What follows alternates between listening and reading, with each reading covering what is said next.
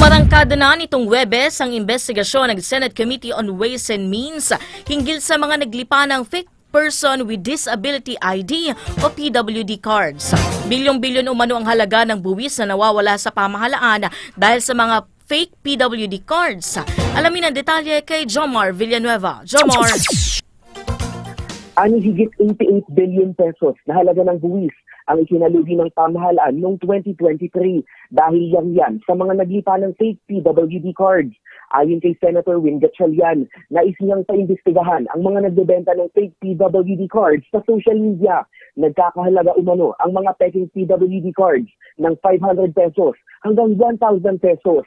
Batay sa datos ng Department of Health, aabot sa higit 1.8 million na mga Pilipino ang registered at legitimate persons with disability sa bansa, habang tinatayang aabot sa 8.5 million ang maituturing na illegitimate.